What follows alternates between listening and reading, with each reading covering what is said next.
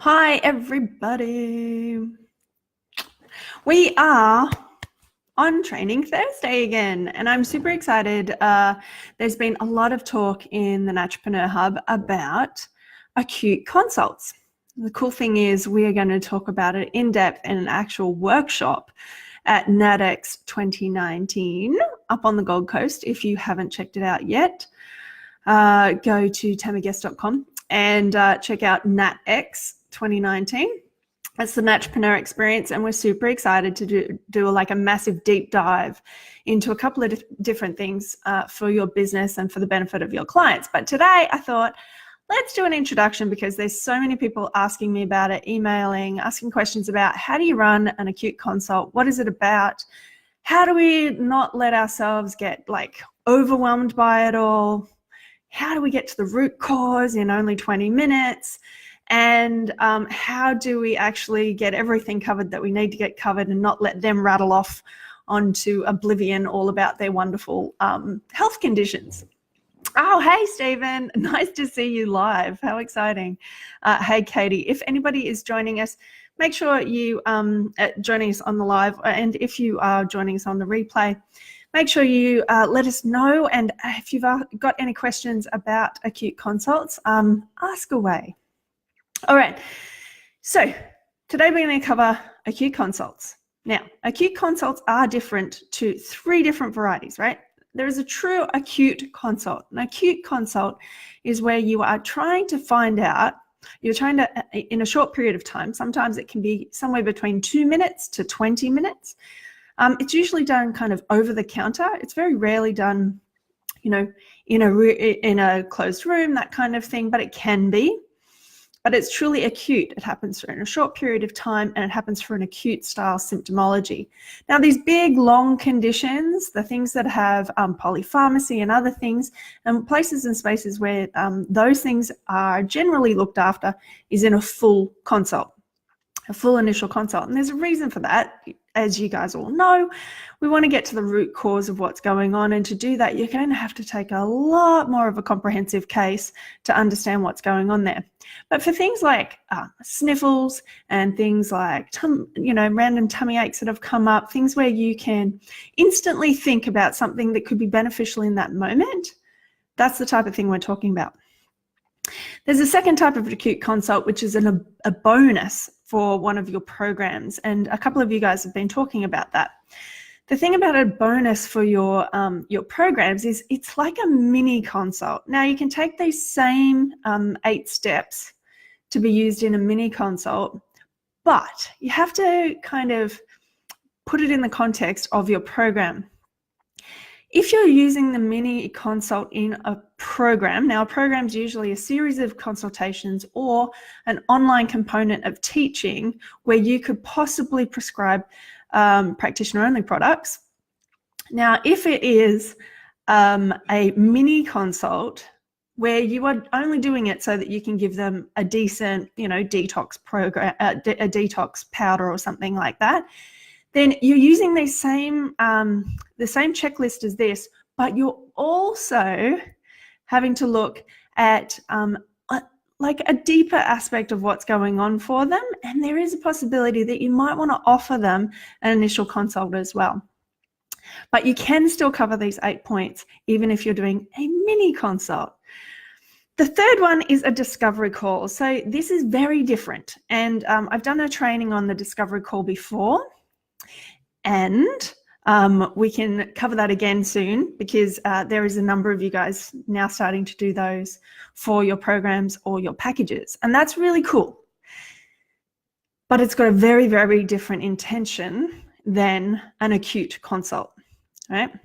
Now, what I've just done, even by explaining to you what an acute consult is I have done the first step of these 8 steps, which is actually step 0, which is setting out expectations and intentions and agreements. Now, this is how you start an acute consult.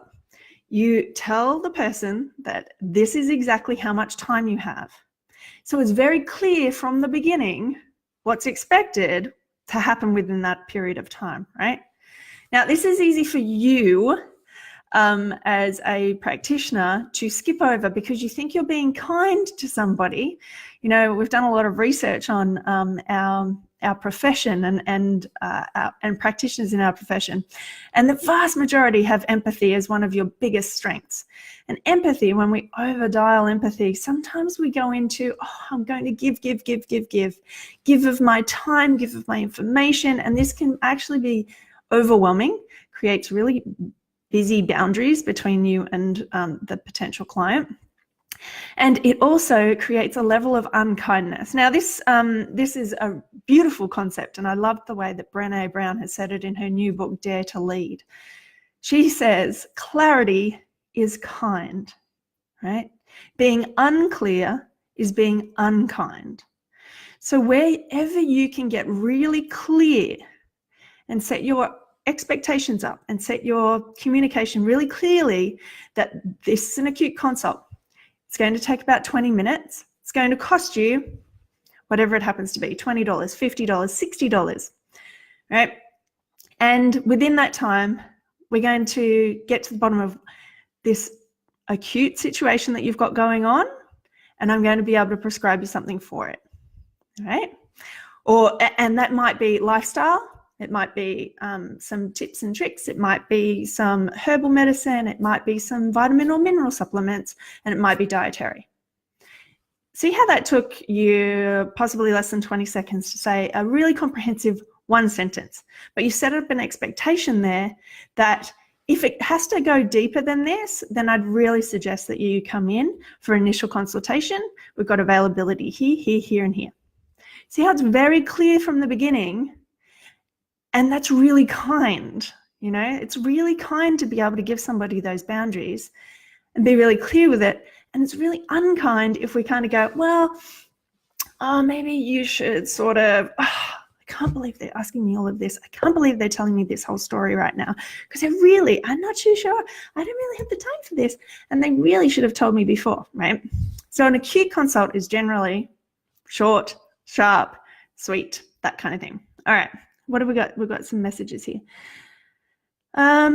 Katie, you should explain acute to my clients, Tammy. I thought I did it well, but clearly not. Well, this is the thing, right? It takes a little bit of practice to get into setting up expectations and being clear with your communication. But once you are clear, everybody can feel more safe and more at ease because you've been really clear about it and there's nice boundaries. Thanks, Jamie. Yes, I did get the hair done. It was very exciting. All right, so that is point 0. Set up your expectations, be very clear with your agreements, and clarity is kindness. So be really kind and be really clear to begin with about what they need to expect out of this conversation.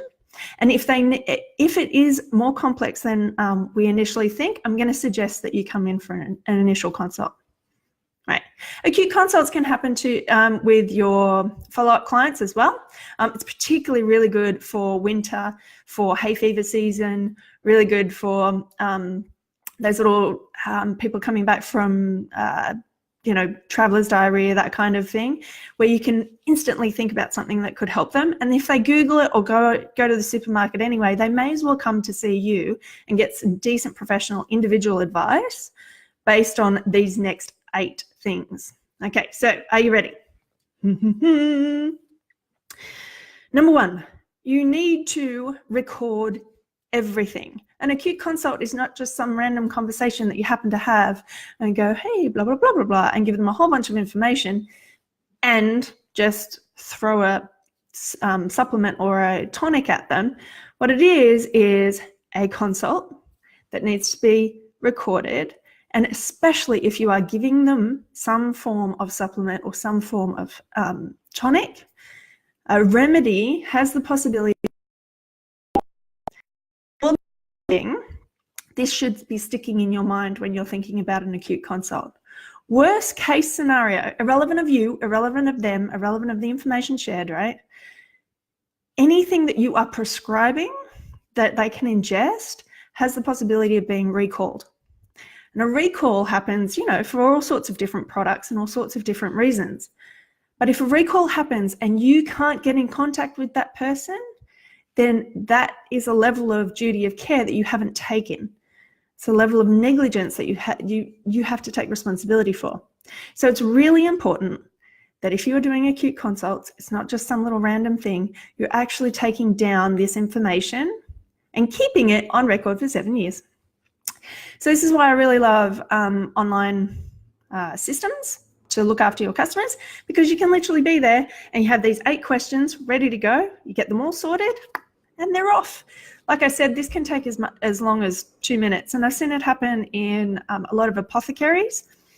It can be really super quick and really, because when you think about it, somebody just comes in with a sniffle. Do you really, yes, if the sniffle has been there for a long period of time, if the sniffle has come from somewhere else, yes.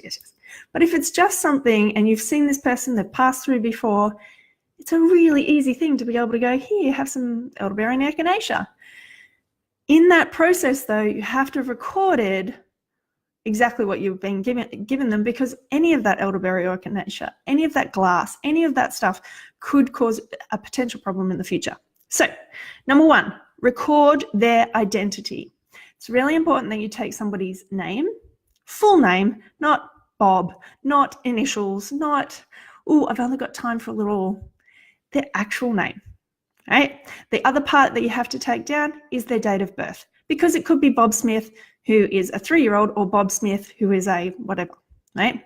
So it has to be their full name and date of birth so that you have actual identifiers based on exactly who they are.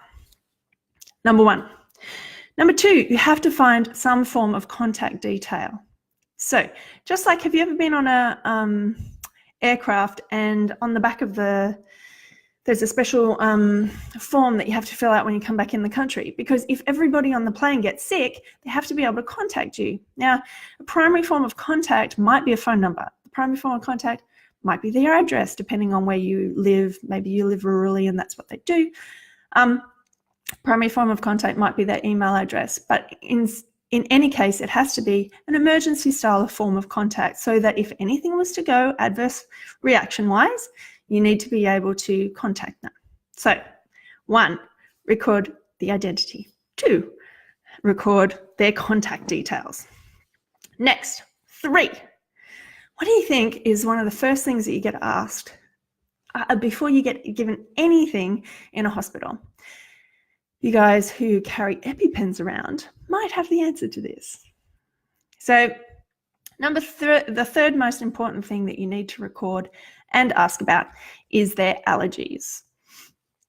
I've had clients before that have allergies to lavender. I've had clients before that have had allergies to anything to do with honey or honey-based products. I've had, there is such a plethora of allergies out there, and yes, they are getting bigger. We all know as practitioners that they are. And we're talking about anaphylaxis-style allergies. Having intolerances and things like that isn't going to be a pure red flag, but an allergy is a very specific, immediate concern when you are giving an acute prescription to somebody. So, allergies. Again, record any allergies that they have and be specific. You have to ask specifically for these types of things, right? That's number 3. Number 4 is asking about any red flags. Now, red flags, I'm not sure, some of you guys actually haven't come across the term red flags before, but it was a thing that we always talked about in my training. And red flags are, a green flag is, okay, yes, keep going. A white flag is, oh my gosh, surrender now. But a red flag is, okay, stop. It's a sign and a signal for you to stop, think, really take a moment and wonder about any precautions that you then need to take, either through the conversation that you have, through the prescription that you make, or whether or not you need to create a further consult with this person. So some of the red flags that really stand out, and please add to these as we're talking. Number 1, pregnancy, obviously. Number 2 is breastfeeding. Number 3 is any medical conditions that are going to cause concern in an immediate effect. Remember, we're talking about acute situations. So people who have hypertension, if you're going to randomly just give them a tonic that has, licorice in it, for instance, for their stress, or licorice in it for whatever they happen to be having, you're going to have an instant reaction to that. So if they've got hypertension, if they've got diabetes, and then we're going to be messing with their glucose levels. So we're talking about red flags that are instantly going to give you a precautionary kind of scenario. So through the conversation, be it 2 or 20 minutes, these are the things that you really have to focus and drill down on first. Then you're able to kind of go, all right, so this cold and flu, where does it come from? How long's it been there? Is it going all the time? Is it intermittent? Is it getting better for things? Is it getting worse for things? You know, we've got those general kind of in-depth consultation questions, but these ones are the very specific ones that you need to cover every single time you do an acute consultation.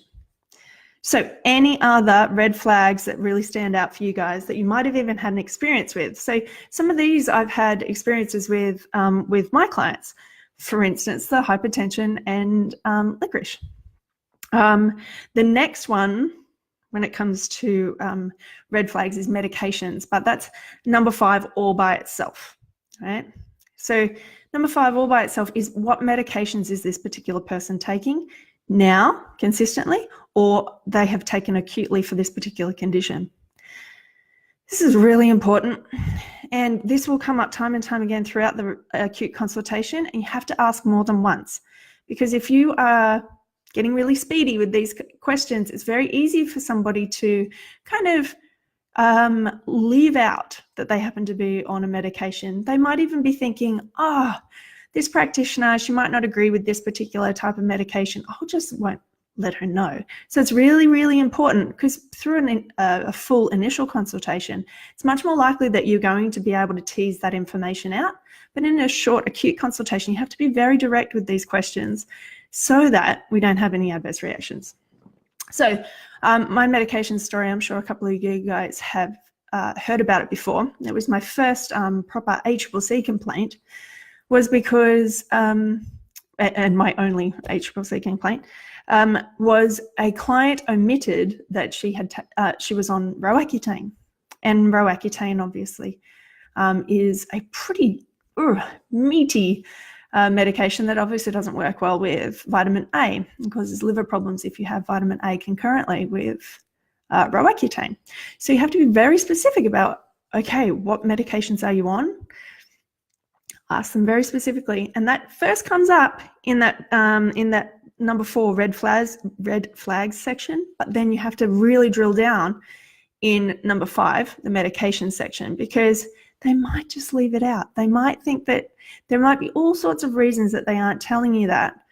But when you're talking about handing over something acutely, and they're not just going to a shopping centre to get it, supermarket to get it, they're not just going to pick it up at the local chemist, you're specifically there to help and tailor-made the individual solution for them. So you've got to really notice which medications and really drill down on which medications they have. Oh, cool, Stephen, great idea. We can get that done. We generally make a little checklist on the back end of these and pop it in the resources section. So a form with a list of medical conditions to tick off would be handy. Yeah, so there's about 20 very specific red flags. They used to be in one of our mini consultation forms. So I can get that done for you guys, and I'll stick it in a little section in these 8, if that would be helpful. Cool. So if you're watching this on the replay, go to the resources section on tammyguest.com/resources, and you can get that right there. Stephen says also, very true. I asked a client 3 times in 10 minutes once if they were on medication, and they said no. Then right at the end, just before they opened the door, right, they said, oh, wait, sorry, I inject insulin for my diabetes. Oh, and it's those doozies, isn't it? It's like, oh, you know, I've had hormone problems my entire life, and I don't take medication, right? Oh, years ago that I do every day. It's these types of things, and it takes a little bit to get used to, but you really have to drill down and ask multiple times. Totally hear you, Stephen. Totally. All right. Number 6, ingredients. Now, by the time you've gotten to number 5, you're then going, okay, this person, it's like qualifying somebody that this is actually the right thing for them. So You're taking down their identity, you're taking down their contact details, you're taking down their allergies. If there's a really obvious allergy or a complex zone of allergies, you're going to go, actually probably better doing a full consultation, right? If there's a complex zone of red flags, you go, probably, right? So you're actually qualifying them along the way up to number 5 as to whether or not an acute consultation is the best thing for them. And if it's not, you have to be really brave, because it's actually your duty of care to tell them what is actually really beneficial for them. Rather, like, it has nothing to do with money. This is actually about health, proper healthcare. If these things become too complex, if the polypharmacy is just, in the back of your mind that you need to look up interactions and things like that, or that you need to take a deeper dive, or you need to get on one of the groups and get some feedback, you have a duty of care then to actually offer them an initial consult and give them an idea about when your next initial consult is, because you'd like to do some more research, right? After number 5, though, then you can start to ask those questions about, and all of those seem relatively easy. You're like, no allergies. Oh, red flags. Yep, you're pregnant, but we can, work around that. You're on a particular medication, but we'll just keep an eye out for that when I'm prescribing to you. Cool. Now, what is your particular problem today, right? They've already probably told you, and that's why you're running an acute consult with them. They're going, I've got the sniffles. This postnasal drip won't go away. Well, they don't say that. We think that, right? Postnasal drip. Can you imagine a client coming in going, I have a postnasal drip? Laughing to myself.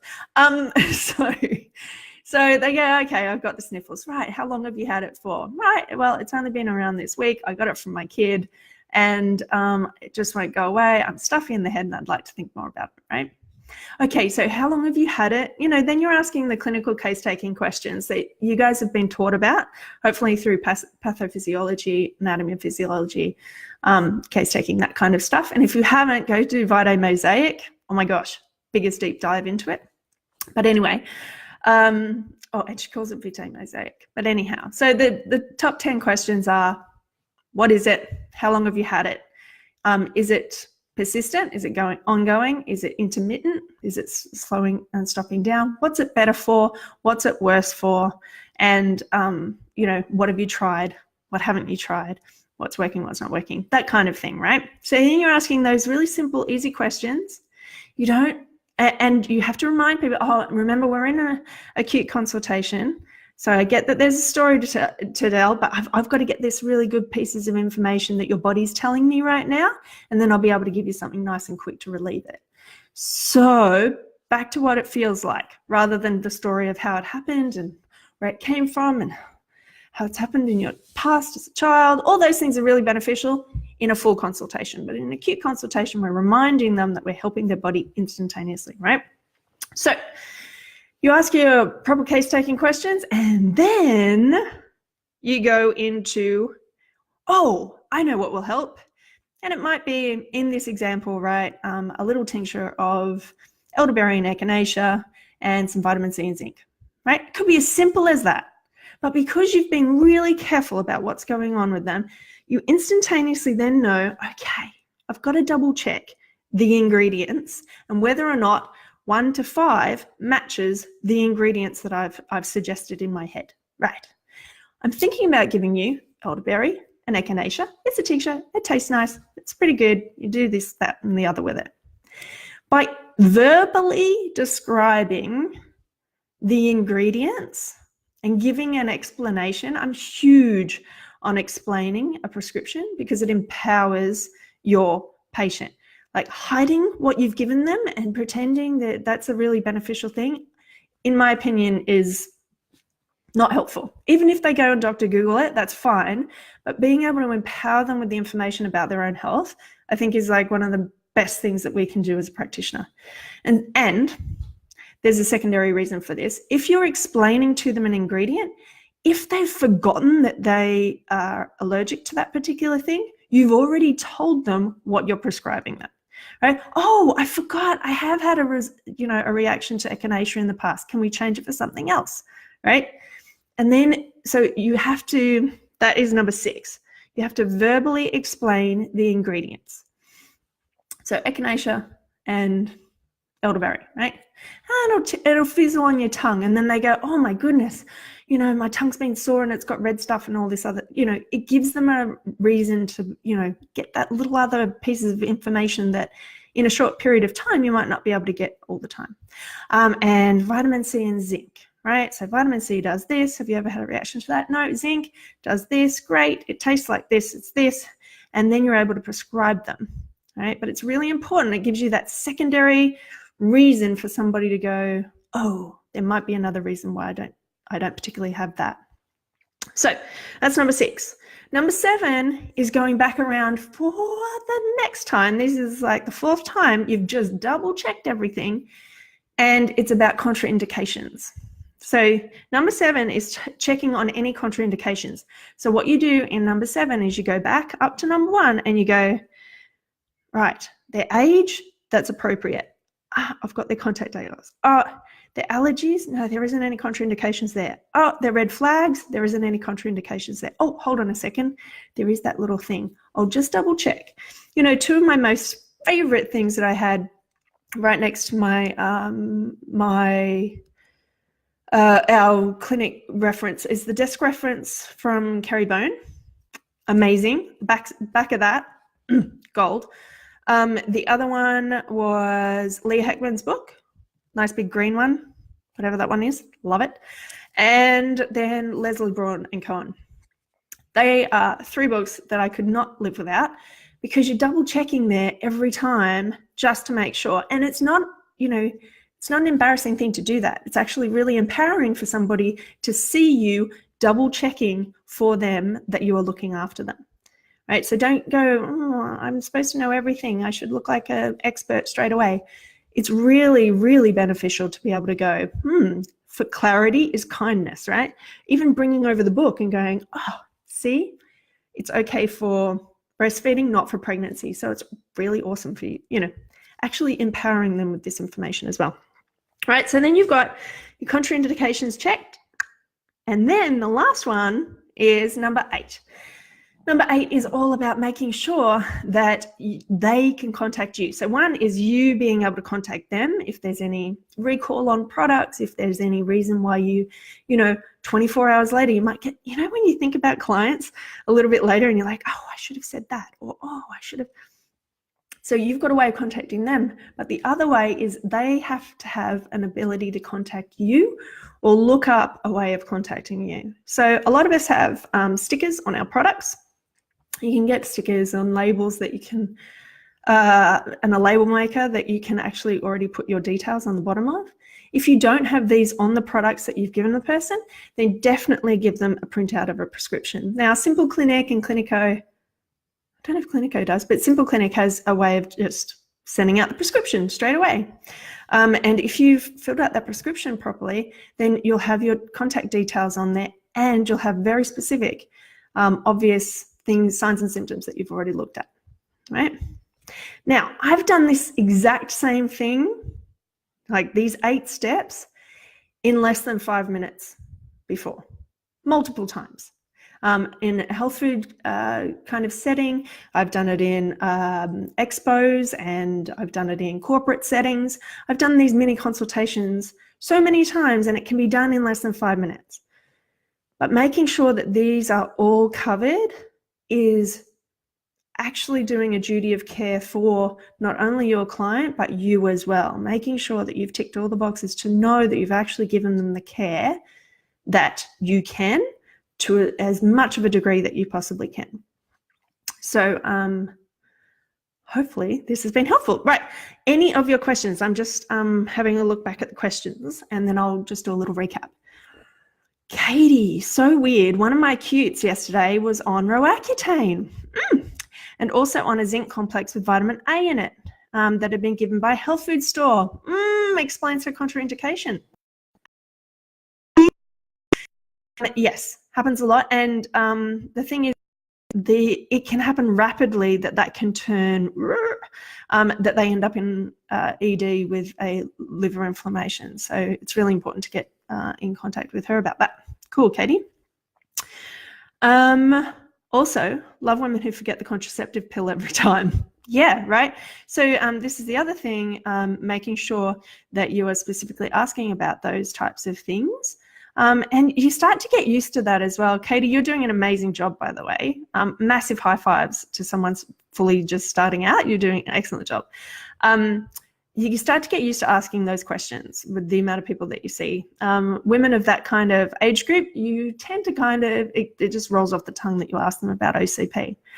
And, that age group where we're in the perimenopausal type of area, we start to ask about hormone replacement, possibly after breast cancer, hormone replacement, and the stressed out execs that have just retired or retiree types of ages, you generally ask about any blood pressure medication, haven't been found out for diabetes for those people that have that look of diabetes. So you start to get used to seeing that and asking those questions, which is super cool.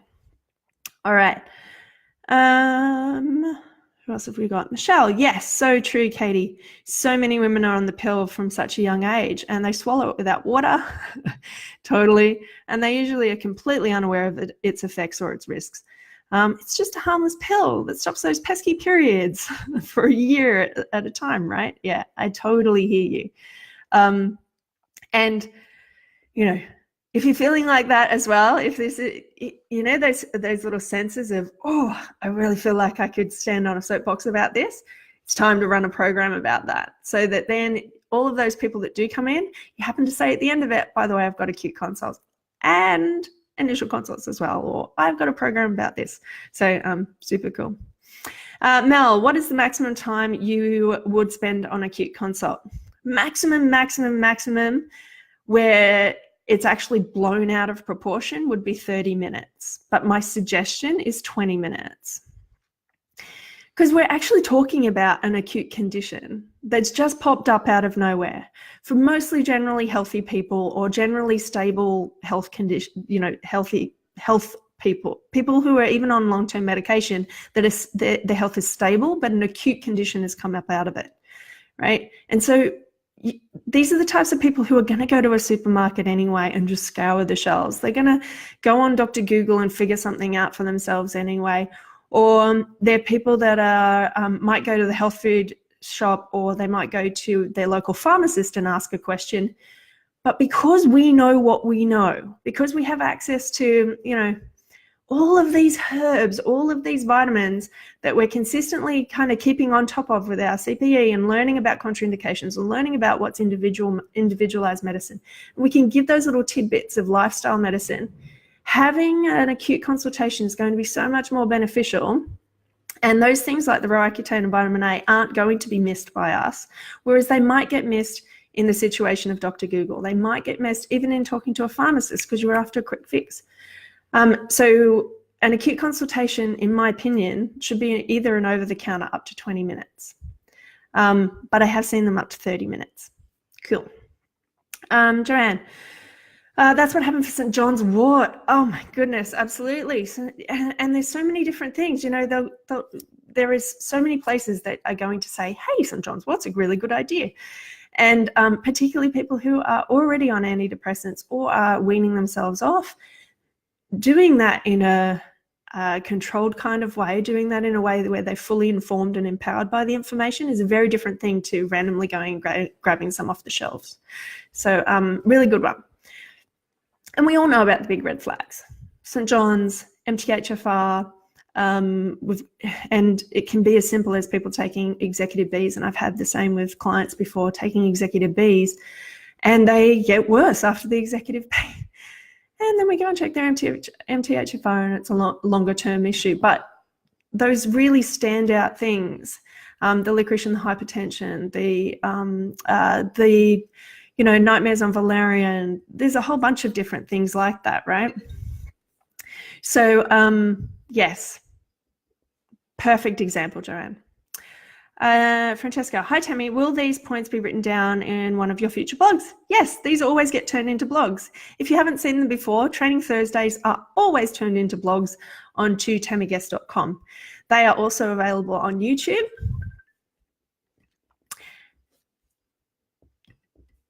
They are also available on YouTube, and they are also available on tammyguest.com. So yes, and there will be a resources checklist available at tammyguest.com/resources. Michelle, yes, I think it's so important. Hubby saw a Nat who mixed a bottle of herbs for his skin and liver, but didn't tell him that it was due to her placebo effect theory. I've discovered that he had a terrible reaction to milk thistle. And of course, this was in it. Yeah, it's really important to empower people with that information. So Acute Consults generally wouldn't go over 15 minutes, asks Stephen. Yes, that's my suggestion. I would aim for 15 minutes, and if it blows out to 20, then it's fine. But that's the type of thing that you're using them for. Awesome. Next thing, Katie mentions, yes, she was type 1 diabetic who is only 21, so had to be very clear on not continuing on this supplement. Yeah, great, double checking, awesome. Okay, hopefully this has been beneficial to you, and if it has been, or it's beneficial, you think it might be beneficial to somebody else, please share it. Either tag them in the hub that we're in at the moment, Naturopreneur Hub Facebook group, or if you happen to be seeing this on YouTube or on the Tammy Guest blog, please feel free to share it, because we want everybody in our profession to benefit from this type of information. And then we get the follow-on effect of all of the people that we help benefiting from being able to see us, not having to come and see us all the time, but being able to see us and get professional advice that's individualized for them. Thank you guys, and I will catch you on the next Training Thursday. See you later.